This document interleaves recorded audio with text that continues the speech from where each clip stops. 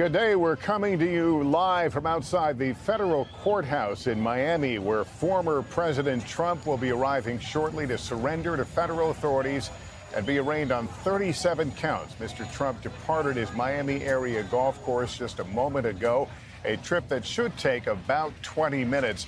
When he enters the courthouse behind me, his arraignment will push America's legal and political systems into uncharted territory. Never before has a former president been arraigned on federal charges, and never before has the leading candidate for one party's presidential nomination faced so much legal jeopardy. This will be the second time in just over 2 months President Trump has had to surrender to law enforcement. When he arrives today, he will be processed by both federal marshals and the FBI.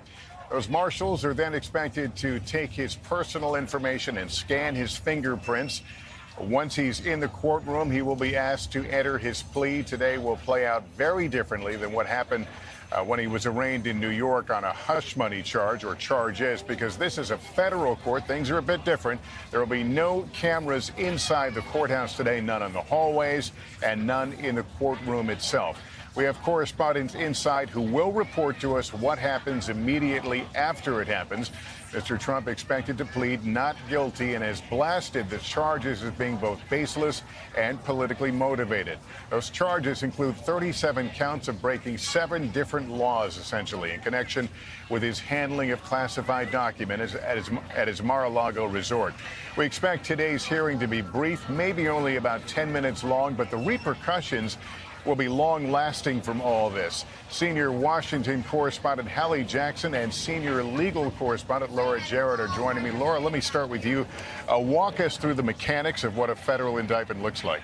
So, Lester, obviously it's an unprecedented situation to see a former president undergo a first appearance here at this courthouse. But we are told as soon as he walks in that building, he is going to undergo a process much like any other federal defendant. He's going to have his fingerprint scanned.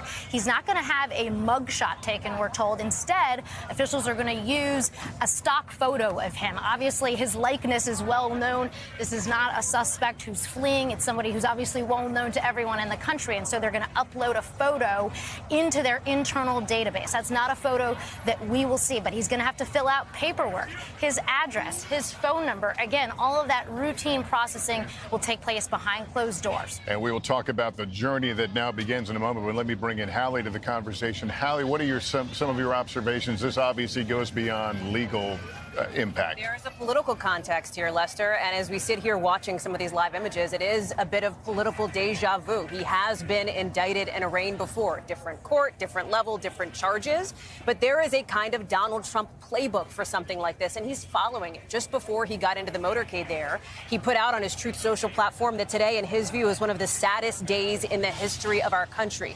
This is how he has largely handled these kinds of what he perceives as attacks in the past. We are going to, I'm sure, see him plead not guilty based on everything he said and everything that his lawyers have said. And then begins the political pushback. We've already seen so much of it from the former president. He's been out on radio shows talking about how he believes that this is a witch hunt. It is political persecution against him. And will it matter to voters? We are already seeing some of the earliest snapshots of where Republican voters are. And new polling shows that half of the Republican primary electorate doesn't see their view changed because of this indictment at all as it relates to the former president. And in fact, about 12 to 14% view him in a better light after this indictment came out. He has received support from some of his allies on Capitol Hill, even some of his rivals who are running against him for the White House, echoing his attacks that the DOJ has been weaponized against him. The question is, how long will that tone last? We've already seen some rivals sharpen their tone, Lester, like Nikki Haley, who now says if what is in the indictment is true, it is incredibly reckless conduct when it comes to national security. Thanks for watching our YouTube channel. Follow today's top stories and breaking news by downloading the NBC News app.